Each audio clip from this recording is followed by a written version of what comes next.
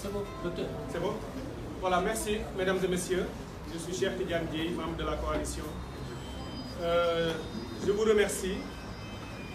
tous et toutes, journalistes sénégalais et journalistes étrangers travaillant au Sénégal. Nous vous avons convoqué ici aujourd'hui pour vous présenter le message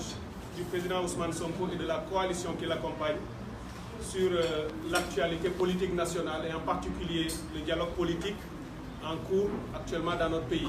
qu'on appelle dialogue national. Nous vous présenterons le message de Ousmane Sonko, il présentera lui-même. Et après ce message, il répondra éventuellement à certaines de vos questions s'il y a lieu. Je vous remercie et Président Sonko, vous avez la parole pour démarrer cette conférence de presse. Merci, Cheikh Tidiane. Mesdames, Mesdemoiselles et Messieurs, bonjour. Nous vous remercions d'avoir pris votre temps pour venir couvrir ce présent point de presse que j'anime en présence de plusieurs membres de notre coalition, en l'occurrence Cheikh Tidiane Dièye et Mme Blondin Diop de Avenir du Progrès, Mme Yacine Fall de Def Lirawar, Monsieur le Dr Diallo Diop Blondin du RND et M. Madiaye Mbodj de Yoonu Askan Wi. Et nous avons l'exquis honneur de porter parmi nous également un doyen qui nous est très cher par rapport au combat qu'il mène et nous pensons que nous le partageons. Il s'agit notamment du doyen Moudignan. Vous me permettrez de saluer tous ceux qui ont fait le déplacement en dehors des journalistes, qu'ils soient militants ou sympathisants, mais de saluer également tous ceux qui nous suivent à travers notamment les réseaux sociaux. J'ai beaucoup entendu que vous aviez exprimé beaucoup de nostalgie à notre endroit. Je puis vous dire que c'est réciproque et que, Inch'Allah, nous reprenons du service après une campagne présidentielle qui a été assez éprouvante. Mais nous reprenons du service parce que la situation nationale également l'exige. Nous avons convié pour donner notre opinion sur une question qui apparemment agite l'actualité, occupe les devants de l'actualité depuis quelque temps. Il s'agit notamment de ce qui est communément appelé le dialogue national. D'emblée, je vous dirais que nous ne participerons pas à cette mise en scène. Nous considérons que c'est une mise en scène rocambolesque du reste. Nous n'y participerons pas, mais à la place, nous proposons au peuple de dialoguer avec lui. Parce que le véritable dialogue doit se faire de manière permanente avec ce peuple qui souffre, mais qui souffre de l'incompétence, du manque de patriotisme, mais surtout du manque d'intégrité et de probité d'une élite politique. Ce que nous avons vu jusqu'à présent, nous en tirons un certain nombre d'enseignements d'abord, d'aveux tirés de la bouche même du principal instigateur de ce cirque national. Le premier aveu, c'est un aveu d'échec. Un aveu d'échec parce que il nous semble que les Sénégalais ne se posent pas la bonne question. Où est-ce qu'on a vu dans le monde? Où est-ce qu'on n'a jamais vu dans le monde un président qui prétend avoir été élu au premier tour avec 58% des voix se retrouver le lendemain à convoquer un dialogue national qui prend d'ailleurs les allures d'une conférence nationale. Le Sénégal est-il en crise? Le Sénégal est-il en guerre interne ou avec un ennemi extérieur? Le Sénégal est-il en situation de catastrophe? Il faudrait que le principal instigateur, notamment Macky Sall, s'adresse aux Sénégalais pour lui dire quelle urgence il trouve ou quel danger guette aujourd'hui le Sénégal pour qu'il éprouve le besoin d'emmener toute la nation autour d'un supposé dialogue national. J'ai tantôt dit qu'il faut le requalifier en une conférence nationale. Et j'y reviendrai parce que le champ que doit couvrir cet exercice ne laisse absolument aucun domaine de la vie de la nation. Ça veut dire que le Sénégal est dans une crise très profonde.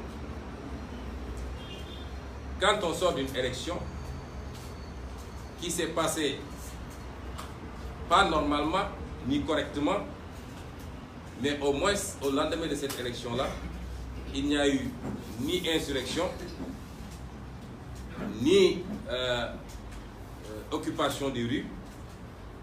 L'opposition, dans sa totalité, a préféré adopter une attitude politique qui consiste simplement à refuser de légitimer un hold-up électoral, une victoire technique fabriquée de toutes pièces dans les laboratoires du ministère de l'Intérieur. Elle s'en est tenue à cela. Et ce silence de l'opposition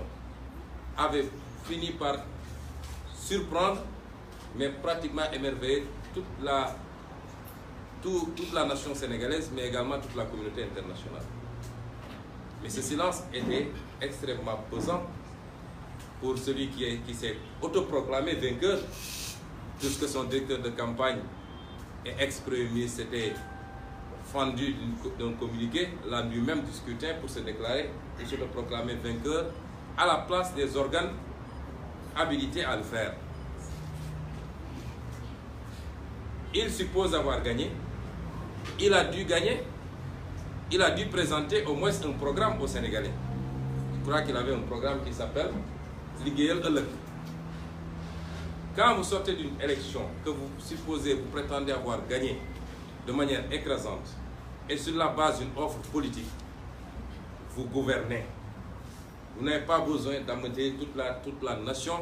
pour leur demander de gouverner à votre place, parce que c'est de cela qu'il est question et je vais y revenir. Où est pendant ce temps le programme qu'il avait vendu aux Sénégalais? Nous considérons d'ailleurs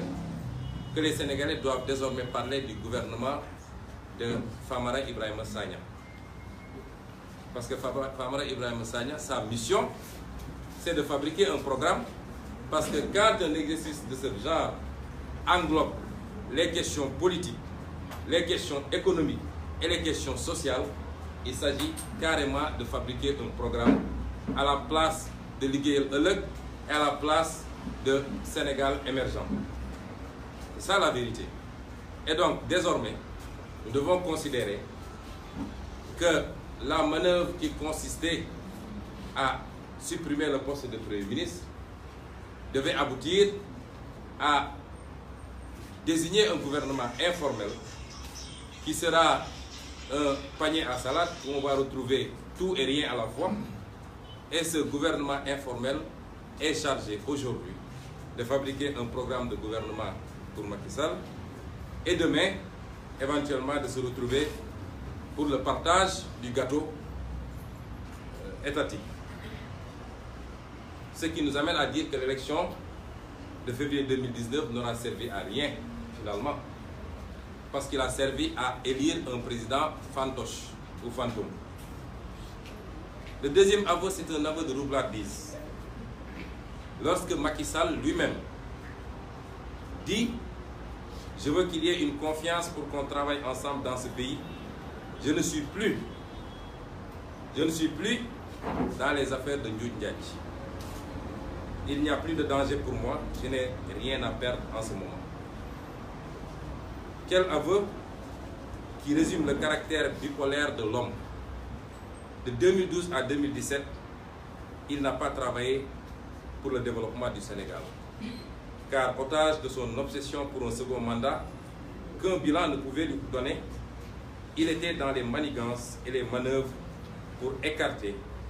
exiler, révoquer, traquer de l'opposant, modifier les lois à sa guise, etc., etc. mais c'est bien fini pour lui, comme il le dit. Car on n'a pas besoin de son engagement de ne pas faire un troisième mandat. Nous ne lui laisserons jamais cette latitude d'avoir à violer une énième fois la Constitution pour briguer un troisième mandat. Nous savons que son engagement de finir avec son mandat en 2014, en 2024, suivra le même destin que ses précédents engagements. 100 000 emplois pour les jeunes par an, gouvernance sobre et vertueuse, mandat de 5 ans, etc. Pour son présent engagement, même son Conseil constitutionnel ne pourra lui venir en aide pour lui permettre, comme il le décide déjà, de contourner les règles et la charte fondamentale de ce pays et briguer au troisième mandat.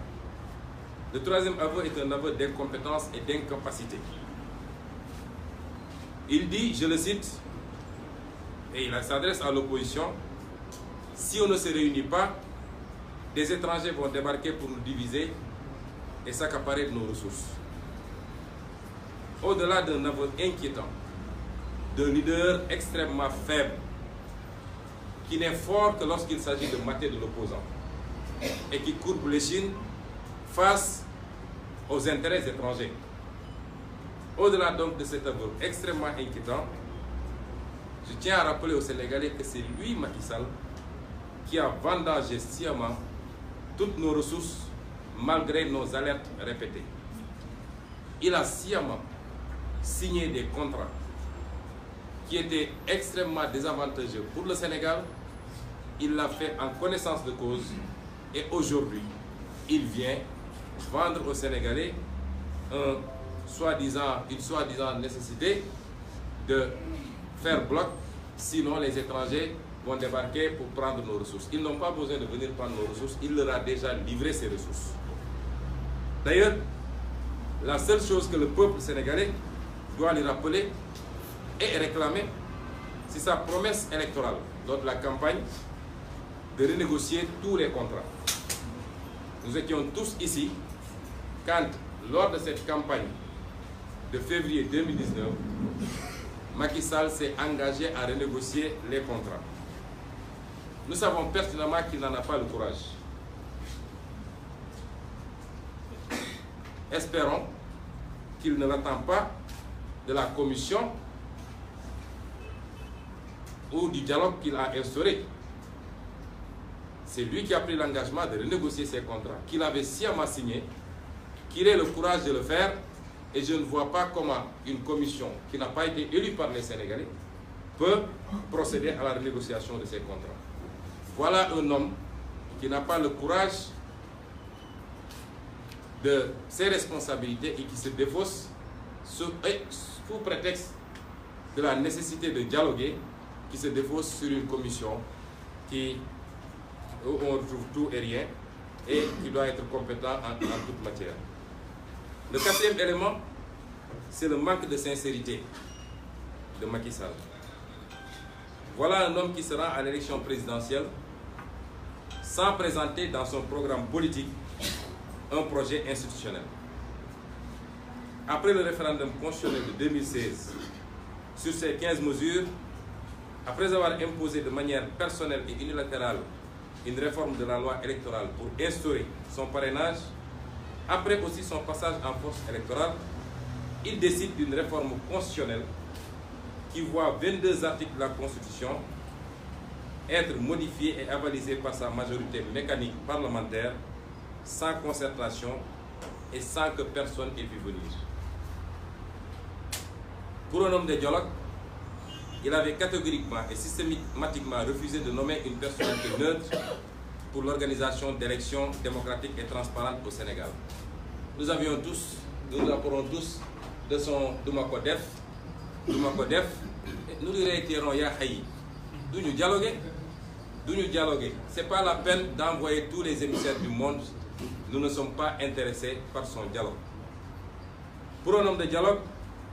rappelez-vous qu'il avait péremptoirement décidé, le 1er mai, de rompre avec la tradition sociale de concertation en assénant qu'aucune augmentation de salaire ne serait acceptable pour les travailleurs. Jusqu'à preuve contraire, la parole de Macky Sall ne vaut pas un copec. Rappelez-vous de l'engagement solennel de réduire son mandat de 7 à 5 ans. C'est son premier et son deuxième bluff nationaux, parce que le dialogue, on en est au 3e ou au 4e essai, avec les dialogues mornais de 2016 et de 2018.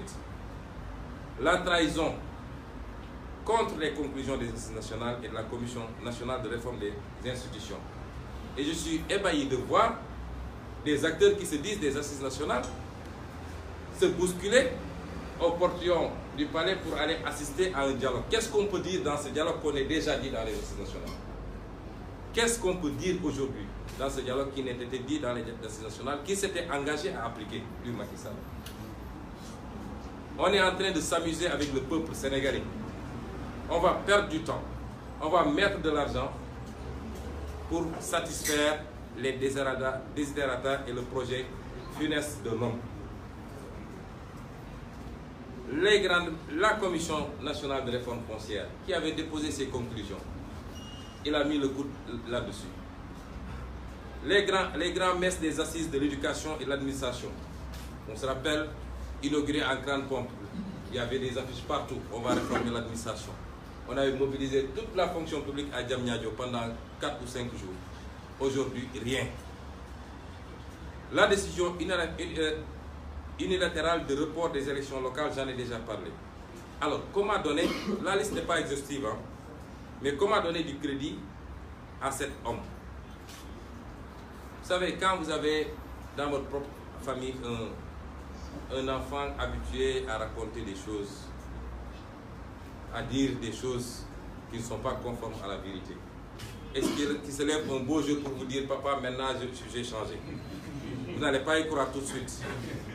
Il faut le mettre à l'épreuve au moins.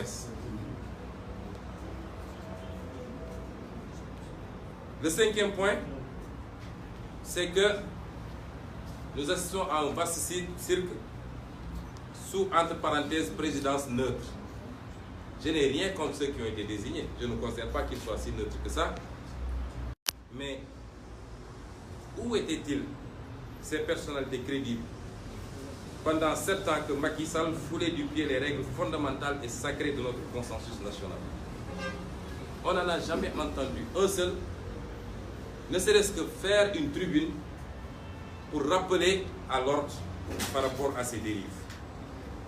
Ils étaient où quand, par manque de patriotisme, le même Macky Sall livrait notre économie aux intérêts étrangers et vendangeait nos ressources naturelles dans une gestion nébuleuse et clientéliste? Osent-ils seulement parler à leurs commanditaires des criminels économiques et financiers qu'ils protègent et même encouragent par des nominations? On ne parle pas de la gouvernance dans ce fameux dialogue. La corruption endémique. Tous ces criminels à col blanc qui ont pillé la poste, qui ont pillé le coude, qui ont pillé la direction générale des impôts et domaines, qui ont pillé le port autonome et qui aujourd'hui sont protégés par ce Macky Sall, qu'il promeut même quelquefois dans des postes de ministre ou de directeur général. Est-ce qu'ils oseraient aller lui parler de ces questions alors qu'ils ont été épinglés par des rapports des corps de contrôle? Le 6e point, c'est que ce dialogue, en réalité, cache des objectifs inavoués. Le premier objectif, c'est que ce dialogue est une manœuvre pour se décharger de la situation catastrophique du pays. Il cacherait la réalité des finances publiques, avec un gap budgétaire à ce jour de plus de 100 milliards, et qui, s'il n'est résorbé, se portera d'ici la fin de l'année à 345 milliards. La situation du pays est dramatique. Je ne veux pas inquiéter outre mesure, mais les Sénégalais doivent s'attendre à souffrir ces 5 prochaines années. Parce que les choix à la base ont été mauvais et Macky Sall a atteint ses limites. C'est pourquoi il veut se défausser sur un prétendu dialogue et demander à d'autres acteurs d'endosser et d'assumer à sa place. Il est clair d'ailleurs qu'à ce jour, l'État n'a pas les ressources nécessaires pour organiser les élections locales à la date du 1er décembre 2019. C'est ça qu'ils veulent cacher. Et nous constatons tous que beaucoup de ces projets, à coups de milliards, crevant le plafond de l'endettement et frappés du gigantisme maladif de l'homme, mais surtout inutiles, sont à l'arrêt. Vous savez, il y a 7 mois de cela, quand je vous disais que l'inauguration du TER, c'était de la poudre aux yeux, et que je le défiais de faire un aller-retour, s'il part à Diamniadio qu'il revienne avec le TER, on avait crié aux oiseaux de mauvais augure. Où est-ce qu'on en est avec le TER? J'avais dit que le TER ne circulera pas avant le mois de juin. On est au mois de juin et le TER ne circulera pas. Voilà la gouvernance de Macky Sall. Et pendant ce temps, aucune mesure allant dans le sens de soulager les cris de détresse des populations n'ont été prises. Combien de morts devrions-nous enterrer avant d'espérer une attention du dépositaire des pouvoirs? L'arsenal, les moyens colossaux qu'il a investis dans l'arsenal de répression pour parer à toute manifestation de l'opposition. S'il avait été pensé le tiers pour sécuriser les Sénégalais, on n'en serait pas à cette situation d'insécurité devenue pratiquement endémique. Combien d'entreprises devront fermer? Combien de jeunes devront se jeter dans les bras de l'océan? Combien de femmes agressées? Combien de détournements opérés? Combien, la liste peut être longue. Ce n'est pas moi qui vais apprendre aux Sénégalais, parce que c'est eux, ils souffrent dans le chair, ils n'ont pas besoin qu'on leur cite une liste exhaustive.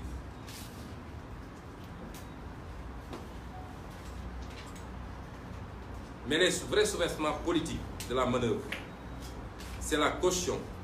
qu'ils cherchent pour obtenir le second report des élections locales après le premier, qui a fait passer la date de juin à décembre 2019. D'obtenir le report ultérieur des élections législatives et de probables velléités de modification de la Constitution pour permettre le maintien du président en exercice au terme de son second et dernier mandat. Ça, ce sont les véritables soubassements politiques de toute cette manœuvre. L'autre objectif demeure évidemment l'absolution des crimes économiques de son entourage,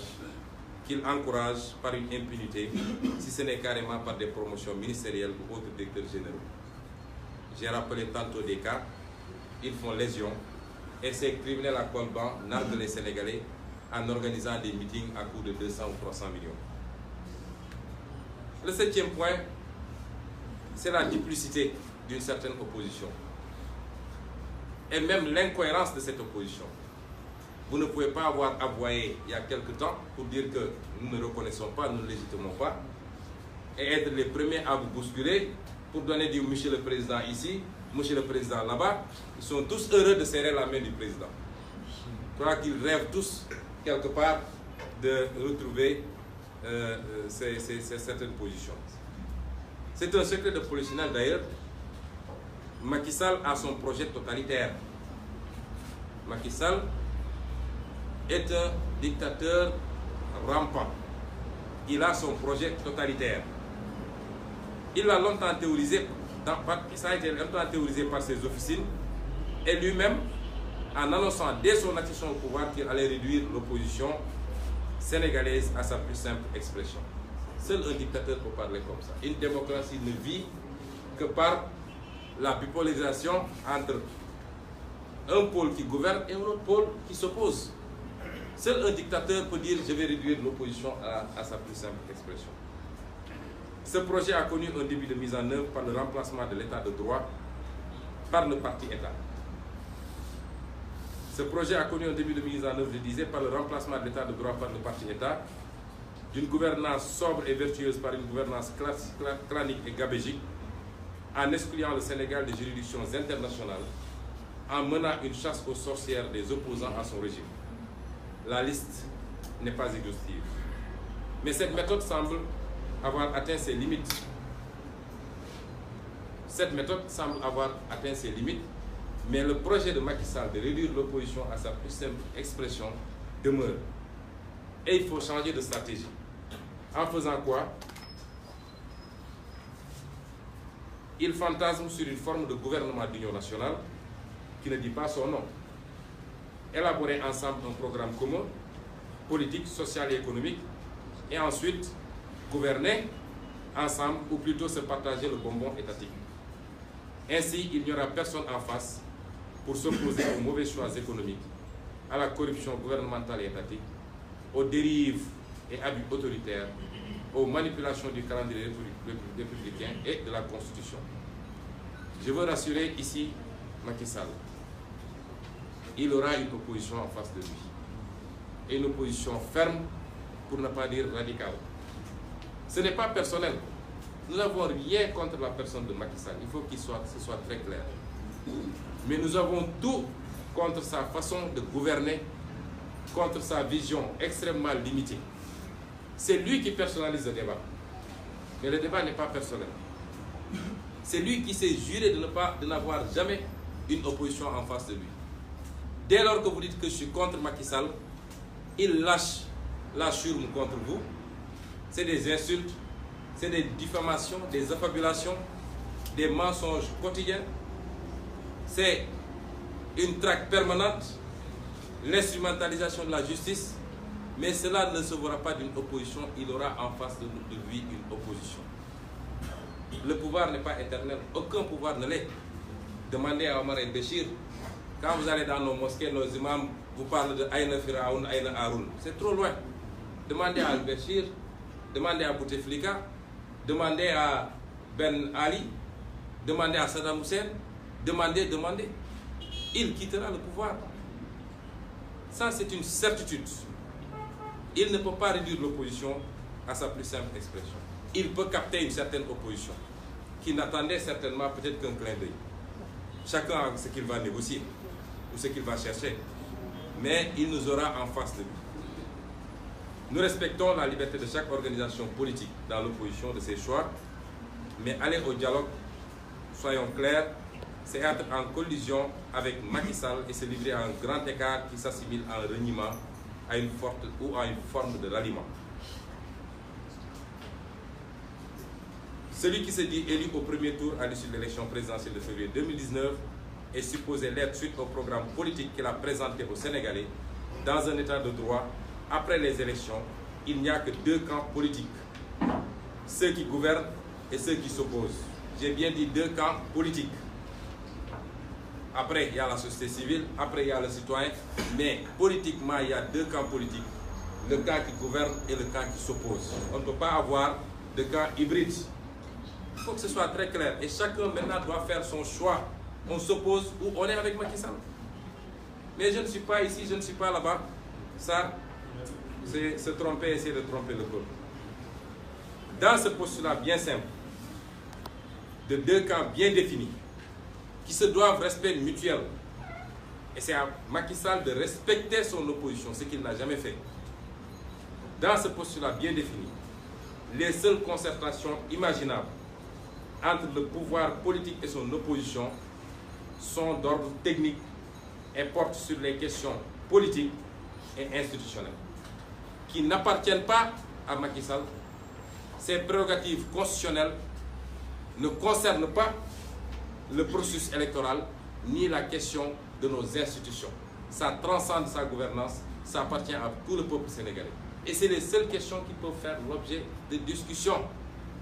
pas de dialogue. Ça doit faire l'objet de concertation et ça, c'est exigé par le calendrier républicain, ça a été fait depuis de nombreuses années. C'est lui qui est venu briser ce consensus.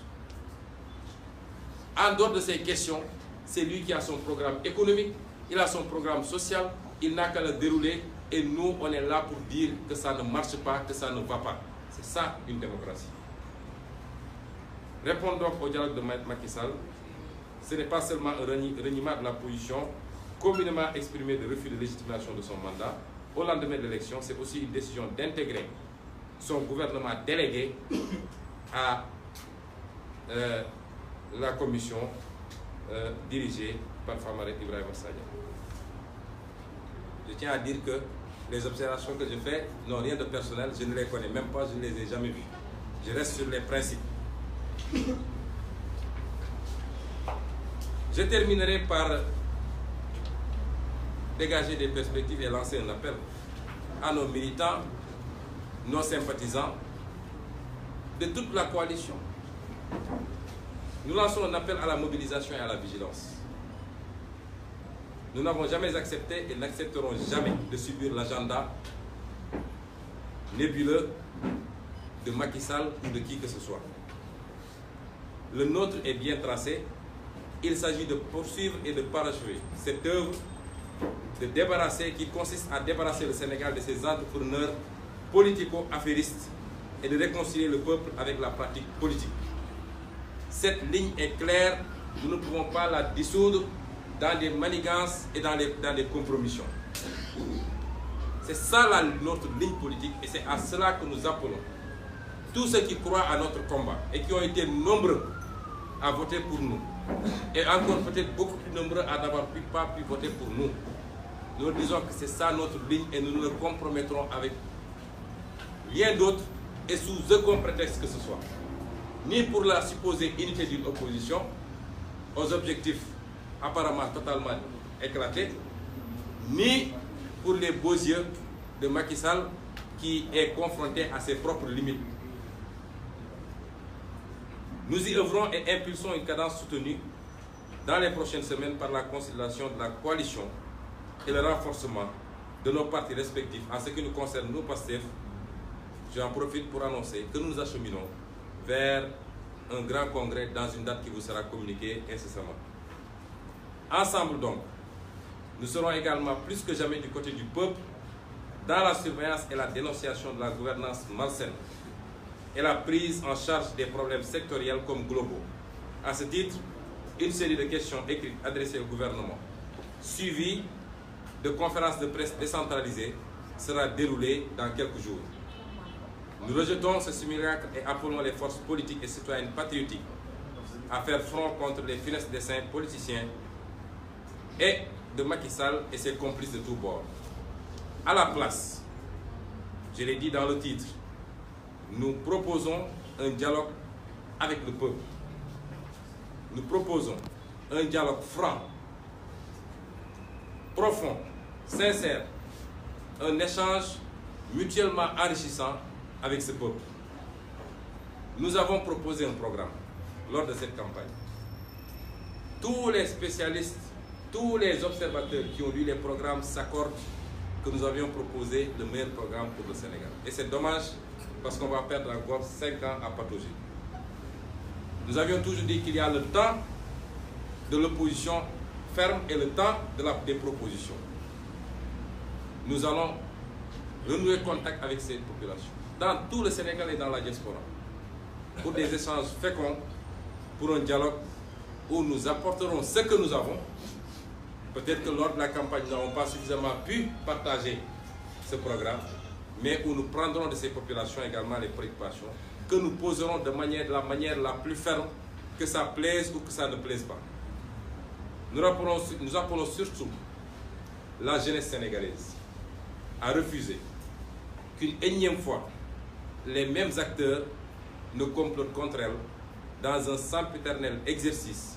de partage du gâteau étatique. Nous l'appelons à se tenir prête à engager l'inéluctable bataille pour parachever la mise hors circuit de ce système mafieux. Je vous remercie.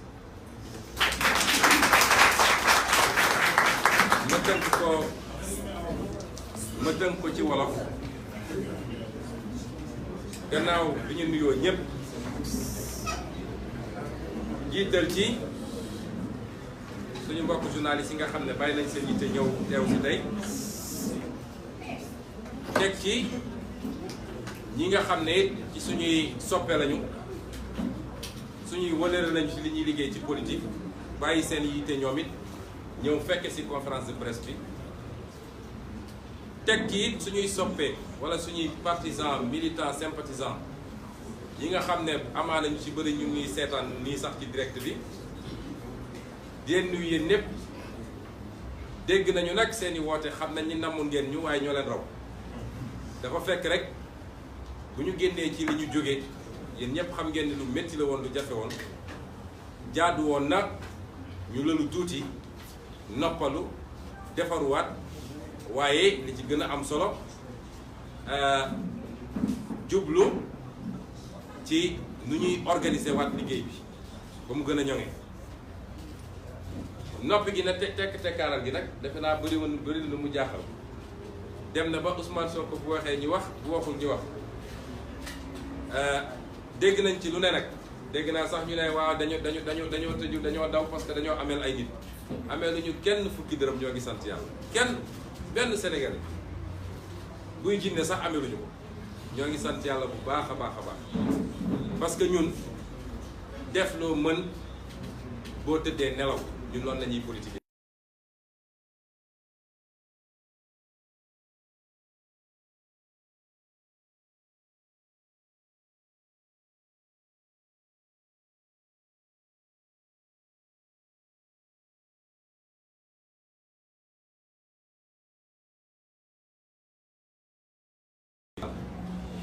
ne nañ dañuy pencoo gannaaw bu ñu pàccoowee nag lu ëpp juróom-ñaari at te fas yéene continuer pàccoo ndax pàccoo moom defe naa ci ADN la nekk ku ko xas ba tàmm mënatoo ko ba gannaaw bi ñu paree ci loolu nag nee nañu léegi il faut ñu pencoo ñun ñu ne nag ma teel ko gaaral ñëpp nun demuñu ci pencoo boobu parce que lu dëgg lalul rek ñun duñ ci bokk doñ ca dem waaye ca wet ga lañu bëgg a bokk ak askanu Sénégal mooy bokk ak ñoom waxtaan bu yaatu waxtaan boo xam ne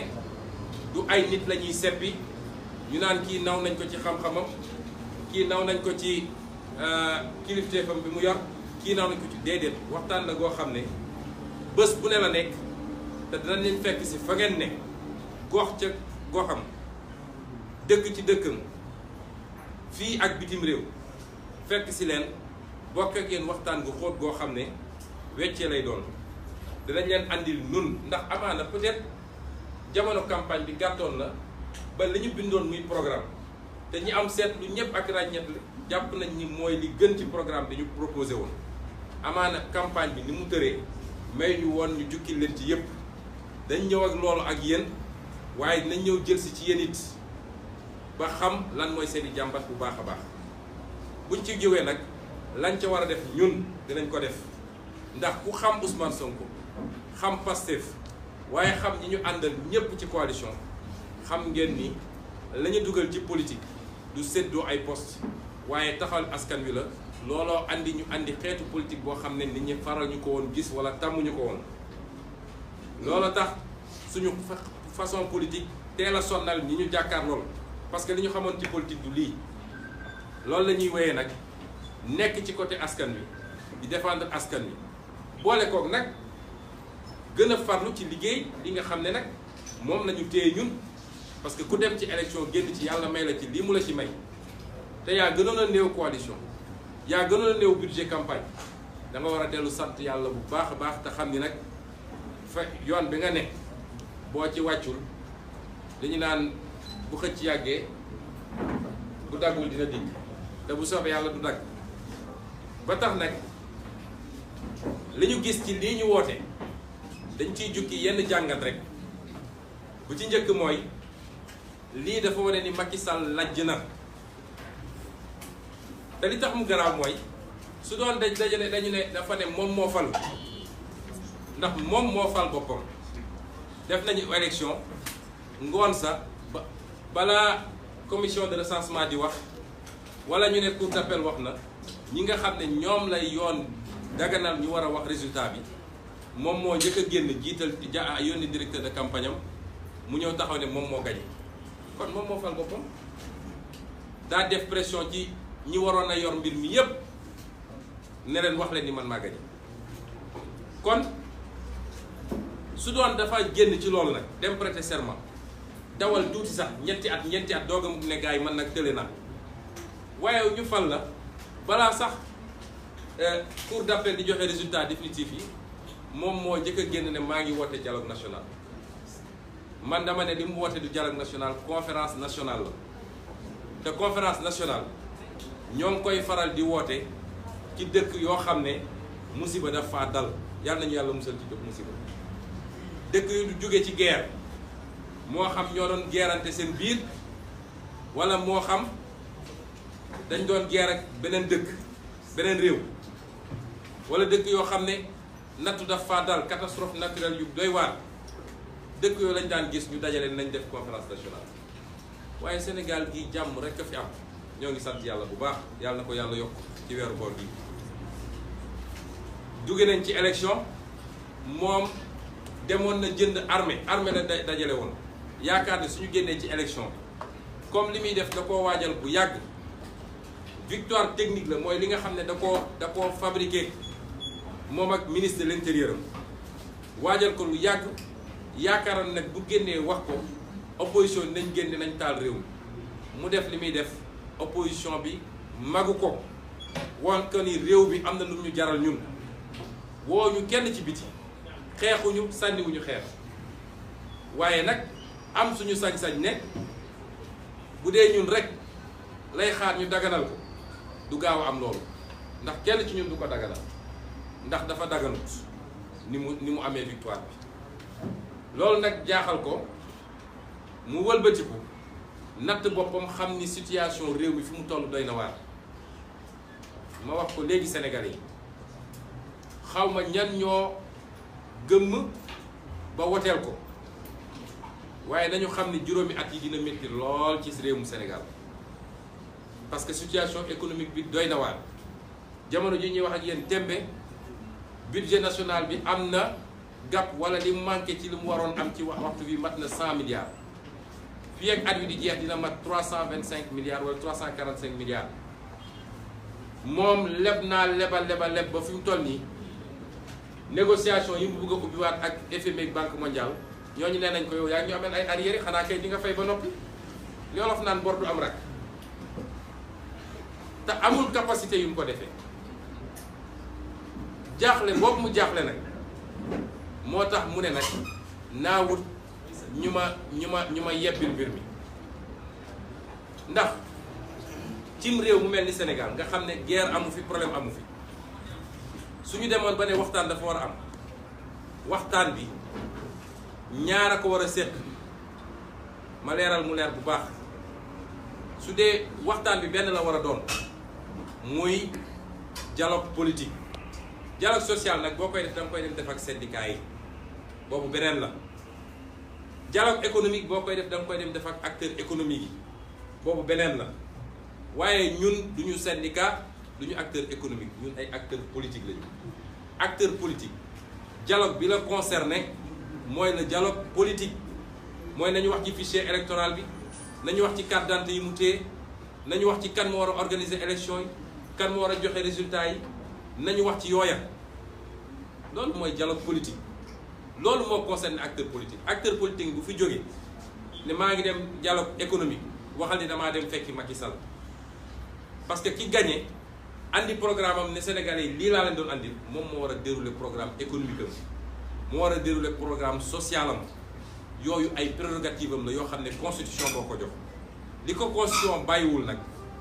li ko constitution bàyyilul mooy le processus électoral moom moomu ko bokkul ci ay prérogative am les institutions moom moomu ko kon bu demee ba wëlbatiku gis ni tële na mu daal di woote ne gars yi ñëw leen dimbale ma li mu waroon njëkk a def mooy mu njëkk a taxaw ne peuple sénégalais ah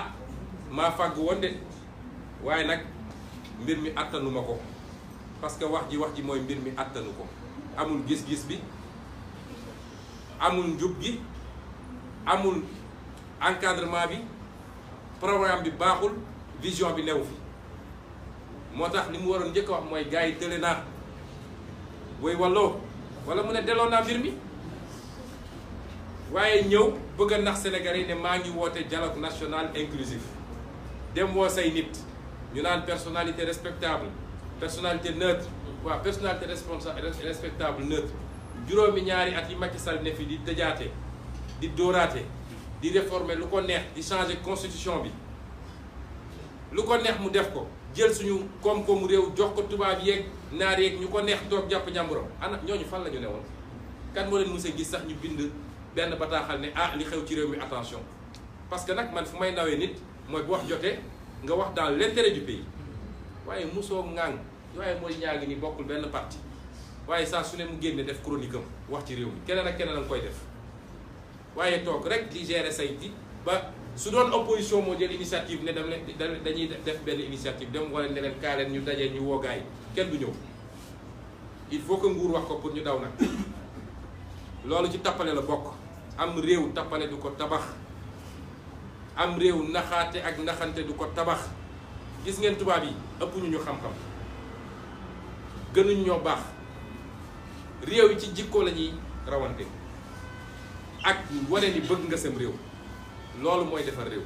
mais am réew moo xam ne kenn ku ne foog nga ni mun nga nax sa bopp nax ñëpp te loolay Sénégal wax ji nag du neex soo waxee ñu ne dafa arrogant waaye wax dëgg su jotee dañ koy wax donc télé googu moo tax mu andi di mu andi nag may xamal sénégalais nii désormais bis ni ki tey bu ngeen di wax da ngeen naan le gouvernement de son excellence Famara Ibrahima Sagna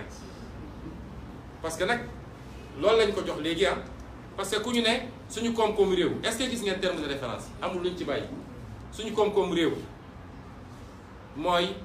nu ñuy def ba secteur privé bi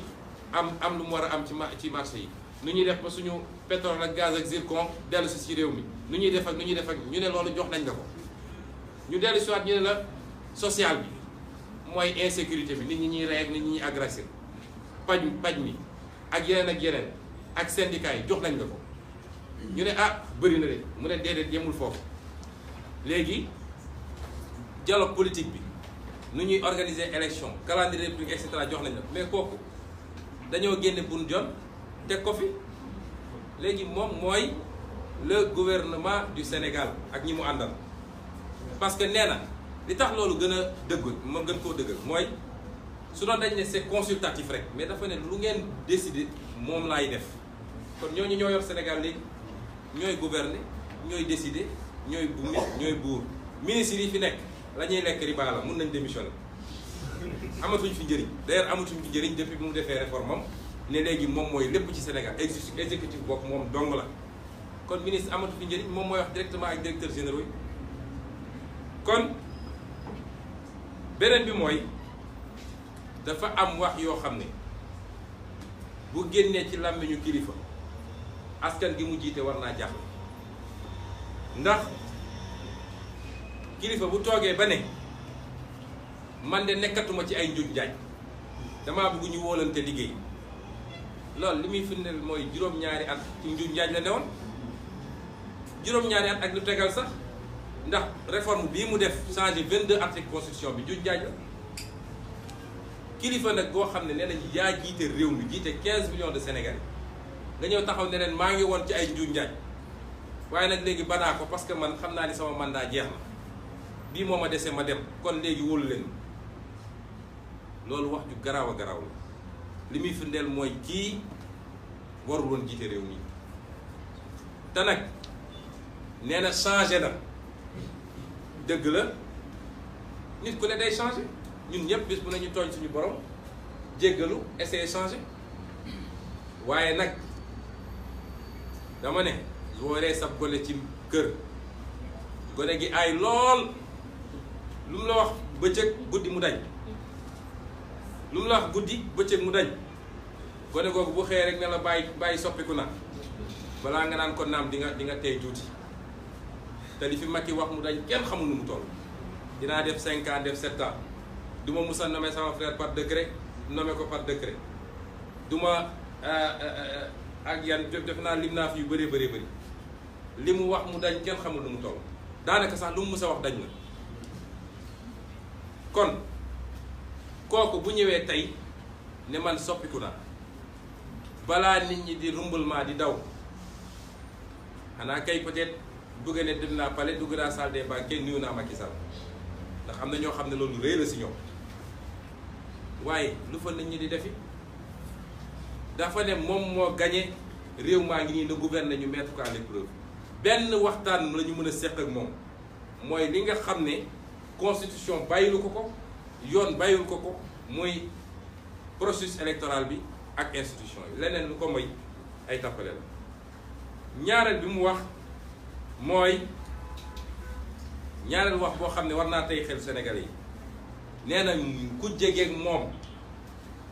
bu ñu booloowul nekk benn say waa bitim réew dinañu ñëw jaay ñu doole nangu suñu koom-koom rawatina rek li nga xam ne mooy suñu ressource naturelle muy pétrole bi muy zircon bi muy gaz bi muy yeneen ak yeneen. ma fàttali ko ne ñooñu soxlawu ñoo ñëw di ko nangu ndax moom moo leen ko jox ba noppi te ba mu koy def ba muy signé ku lire sama livre pétrole et gaz chronique d'une spoliation bind naa ko 2016 ba léegi gisu leen ku ci weddi ab phrase sax ba mu koy def la muy def xam na ko da koo def ci tayeeku ba kanam jël suñu alal yépp tayle ko su yemoon foofu sax ñu ne waaw waaye yéen ña fàttali ngeen ngi février bii ci élection présidentielle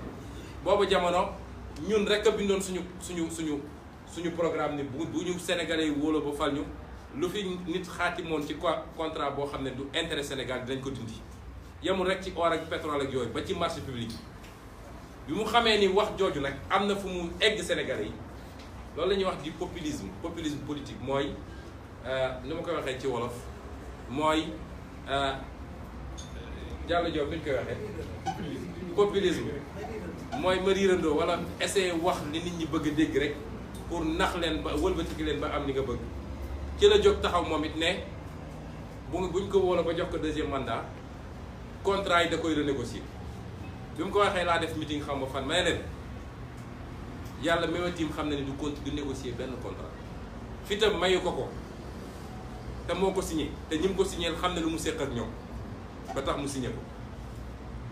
kon sénégalais yi lenn lañ ko waroon laaj mooy engagement boobu mu jël dige boobu mu dige kañ la koy def ak naka la koy defee su dee rek dafa bëgg a làqatu ci gannaaw ñoom Famara Ibrahima Sagna ak commission ak xawma dialogue national loolu day firnde rek li ma wax mooy ñemewul li mu doon parce que kilifa ab askan nga ne askan moo ma fal li nga diggee da nga ko war a ñeme assumer def ko mais doo dem làqatu ci gannaaw ay nit ñu teg ci nag nii wax dëgg yàlla bëri na sénégalais wala am nag ay sénégalais yu daal waaw comme noonu la demee rek ñun réew dialogue lañu réew waxtaan lañu bu wootee dem leen uyu dama ne xam ngeen biñ ko nee fii dañoo bëgg kuy organiser élection yi koo xam ne du far fenn dafa dem ci benn télé ne duma ko def ñu tontu nit ñi ne leen defuñu ko ba muy ñetti yoon demuñu ci caaxaan ji demuñu dialogue ak Macky Sall lu dul poñ bi ñu wax te buñ ci tollee bu ñu wootee dinañ jël suñu monsieur élection dem man soxlawu ma dem palais caméra yi naan Sonko dem na palais demul palais soxlawu ma ko ñi ma nekkal ñëpp amul kenn ku ko soxla dañu ne noonu mu ko waxee woon noonu la ñu gisee ni Macky Sall juróom-ñaari at yi ba ci li mu mujjee def nii ci début mandat am dafa def lu ko neex ak saa su ko neexee kon kooku waxam fi mu toll nii matuta duma sa doom parce que boo ko defee tooñ ko ñu wax nag ni dialogue bi nag dafa am lu ko lal loo xam ne waxuñu ko ma wax ko sénégalais yi dañoo bëgg a nax sénégalais yi li ko lal bu ci njëkk mooy Macky Sall jafe-jafe yi mu jonkonteel ci réew mi te mu ub boppam te mu xam ni fi mu ne nii tële na loolu la bëgg a fexe ba suul ko ci ab dialogue ak jafe-jafe yi sénégalais yi di dund ci insécurité ci violence ci rey gis nga loolu du rôle commission rôle président de la république ak gouvernement am moom la ñu jox moom la ñu ne moom la ñu jox réew mi jox ko budget boo xam ne ay milliers de milliards la jox ko administration jox ko gendarmerie jox ko police jox ko renseignements généraux jox ko diplomatie kooku dese luñu ko dara moom moo war a régler loolu jarul muy dem làkkatu ci keneen ñaareel bi nga xam ne moom moo nekk ci gannaaw dialogue bi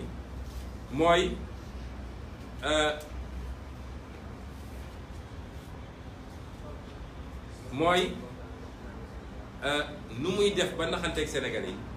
pour que élection yi ñu war a dëgmal muy élection locale mu fexe ba dàq ko. xam nga dàqoon na ko te yoon dafa ne mayuñu ko mun na ko dàq mais warul génn ci at wi kon jëlee woon na ko mois de mai yóbbu ko décembre xanaa mu jëlee ko 1er décembre yóbbu ko 31 décembre mais waru amul droit pour dàq ko lu dul am na li ñuy wax ñoom consensus avec toute la classe politique. moo tax ñi yoon nekk ci opposition ba dem fa lu ñu def ñoom la engagé parce que complicité la avec Macky Sall calendrier républicain bi dañ ko war a respecter parce que Macky Sall nag moomul réew mi yii nga xam ne nag moo ko créé ci ay problème moo ko réglé boppam moo fi créé parrainage am ñëpp xam nañ ni parrainage bi su dee 27 candidats élection présidentielle lañ ko mënul woon làqat ci waxuma laa soo amee 552 communes bu nekk war a am nu mu tuuti 10 listes kan mooy gérer parrainage bi fii Sénégal yooyu nag moo la xam ni moo ko créé boppam bëgg cee génn na ko génne nit da ngay am humilité léeg-léeg soo demee ba xam ni mbëkku nga ñëw ne gars yi mbëkku naa wàññiwul dara ci sa daraja waaye bëgg a ñëw di ndax nit ñi naan damay créer ay commission ak ay dialogue loolu ci tappale la bu ci mujjee nag yem rek ci élection locale waaye élection législative yi ñu war a dem 2022 te am na ci tànge ni suñu demee mën na am mu ñàkk assemblée nationale te loolu sax mooy am bu soobee yàlla mu bëgg a xool nag nu mu koy naxante ba dàq ko ba mu du am 2022 ak ñetteel bi mooy moom ci boppam xam nga ku la ne woon dinaa def 5 ans def 7 ans bu ñëwee ne la du ma débande 3e mandat li boo ko gëmee li ñu naan taribat yadaaka mooy dóor nga sa loxo ci yëg nun de gëmuñu ci dara ci ay seeni stratégie nu ñuy def ba yooyu yëpp ñu tënk ko ci jaarale ko ci dialogue boobu la bu ci mujjee nag mooy njuuj njaaj ak càcc gi ne ngeen jéggal ma ci terme yi gi ne ci réew mi te ay àndandoom rekk a ko def ay milliards yi ñu toŋañ ci poste ci port ci impôt et domaine ci COUD soo koy lim du jeex mu toog ci loolu jàpp ay opposants ci ay waxu caaxaan tëj leen ñii mu génn leen réew mi ay nitam jël ay milliards mu toog ci ñii sax mu defal leen promotion def na ma leen ay ministre ñuy wër di kokkali askan wi yooyu la bëgg a jaarale ci dialogue bi ba ñu suul ko ñu wax nag ni Macky Sall dafa am projet bu mu am bi muy egsi xam nga moom defe naa am na ku ma ne woon bi muy nekk ci PDS sax c'était l'aile fasciste du PDS bi muy ñëw moo ko waxal boppam ci làmmiñam kenn nettalu ko kenn dafa ne dinaa seeyal opposition dootul am ci réew mi gis nga projet boobu ba léegi génnu ci nag def na ko ci juróom-ñaari at ci jaay doole ku ne ànduma ak yow mu tëj la ku ne ànduma ak yow mu génn la réew ku ne ànduma ak yow mu dàq la sa liggéey ku ne ànduma ak yow mu corrompre la fexe ba nga dem ànd ak moom mooy les transhumants comme on les appelle loolu yëpp pour opposition bañoon a am waaye nag nit ak pexem yàlla nag moom gis nga Firawna bu mu nee du ma am kenn du ma nëbb jant bi doom bu góor muti doom bu góor bi ko jaaxal këram la yaroo li olof naan guy gi nar a nekk gi nar a màgg xaw ma yàllaa koy làq ba law bi du ko gis kon def na li muy def yëpp gis ni opposition am na opposition gi nii seen kanam loolu nag tax mu ne léegi naa ko changé su dee mënuma ko am ci jaay doole naa ko am ci naxanteeg ñoom ba ñoom ñëpp ñëw fekk si ma parce que ñi dem dialogue ba dañoo nangu ni ñoom ñi ngi dem ànd ak Macky Sall pour préparer fabriquer benn programme économique benn programme de gouvernance loolu mooy fekki naa Macky Sall loolu nag lañ ne ñun duñ ci mës a bokk parce que am réew ab démocratie pour mu nokki pour mu dox il faut ñaar yi am ci wàllu politique bi laa wax nag ndax yeneen fànn dina am il faut mu am société civile il faut mu am opinion publique il faut mu am média waaye ci wàllu politique bi il faut mu am ñaari il faut mu am ñuy gouverner am ñuy opposé wu ñun nag dañoo def suñu choix te choix boobu dañ ciy dem ba jeex mooy dañuy opposé wu au régime de Macky Sall parce que jàpp nañu ni mënul jëmale Sénégal fu baax du lu ñu def nag par rapport ak Macky Sall ci jëmm man Macky Sall xaw ma ko musuma koo gis su ma ko gisee télé la wala affiche musumaa gis musuñoo nuyonte mus naa dégg benn député xam ma dafa toxoon ay yoo xaw ma nee na daf maa gis kër Macky Sall xam naa ni dafa gëlëmoon musuñoo gisee kon kooku mënuma am ay ressentiment wala am nooneel boo xam ne sama diggante la ak moom jàpp naa ni nit su dee nit rek nit moo ma gën man damay jàpp ni ku ma gis rek ci jaam yi moo ma gën waaye doxi la nem la ñu àndul loolu c'est pas personnel mais moom mooy def affaire bi affaire u personnel ku ne ànduma ak yow bu yóbboo nga waajal nag saagakat yi xastekat yi sosaasekat yi justice bi lépp lu mu mën a dajale pour ne rek tey kii il faut mu pexeel ko moom su Ablaye defoon ak moom du nekk fii mu nekk fu ne la naan wër naan sëriñ si jàppaleen ci balaa mooy tëj dafa am yoo xam ne ñàkk xam mbirum yàlla mooy tax nit di ko def ndax nguur dafay jeex te bii jeex na ba noppi bu firaaw na jeex na suñu waaraatekat yi boo demee ci jàkka yi xutba boobu nga xam ne nee naa saxoon nañ ko renouveler waaye suñuy wax dañ naan ay na Haaruun ay na firaaw na wala ni ñooñu nguur gi ñu amoon kenn xamul nu mu toll te nekkuñu fi waaye dama ne ana Soudanais bi nu mu tuddati ana El Béchir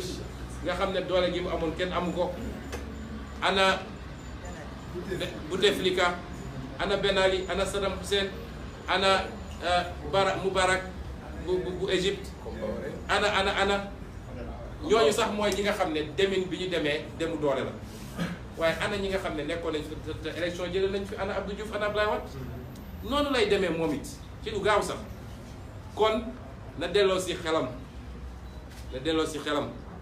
xam ni lu dul nguuru yàlla day jeex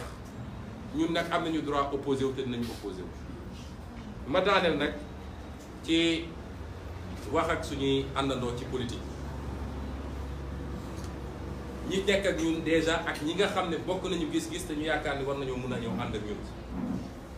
Sénégal gii dafa nekk en danger il faut ñu sauver ko te loolu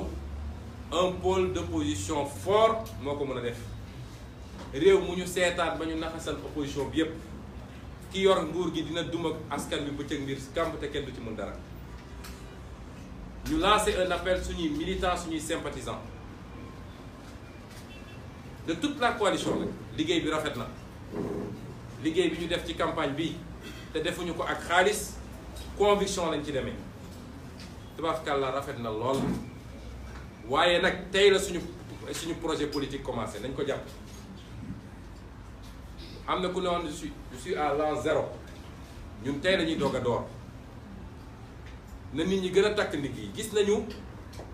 ak li ma noppi yépp maa ngi suivre ni nit ñi di déployer ci réseaux sociaux yi liggéey bu rafet bi ci weeru koor yi ndogu yi conférence yi partout